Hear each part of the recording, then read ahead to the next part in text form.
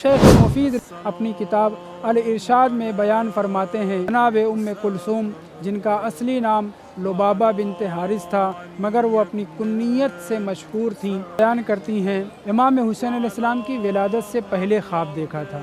अब वो ऐसा ख्वाब था कि जनाब लुबाबा बहुत परेशान हुई, किससे बयान करें कि आप ऐसा ख्वाब देखे हुए थी, लेकिन उसकी ताबीर कोई बयान नहीं कर सकता था, इसलिए मजबूरन आपको रसूल खुदा की खिदमत में हाजिर होना पड़ा। और वो ख्वाब ये था, मैं बहुत परेशान हूँ, आपसे अपना ख्वाब बयान करने जा रही हूँ कि मैंने देखा कि आपके जिस्म अक़दस का एक टुकड़ा गोश्त का एक हिस्सा आपके जिस्म से जुदा हुआ और मेरी आगोश में आ गया।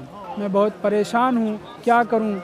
आप इस ख्वाब की ताबीर बयान कर दीजिए। रसूल इस्लाम ने फरमाया, ऐ उम्मे कुलसूम, परेशान ना हो, ये कोई बुरा ख्वाब नहीं है, तुमने अच्छा ही देखा है। फिर वो ख्वाब क्या है उसकी वजाहत करते हुए रसूल इस्लाम बयान फरमाते हैं, मेरी बेटी फ़ातिमा ज़हरा एक ऐसे बच्चे की माँ बनने वाली है कि जिसकी परवरिश में तुम शरीक होगी और मैं तुम्हारी आगोश में उस बच्चे को दूंगा। एक रोज़ लुबाबा दीदार के लिए पहुंचती हैं, रसूल इस्लाम भी मौजूद होते हैं और आपकी आगोश में इमाम हुसैन अलैहिस्सलाम होते हैं।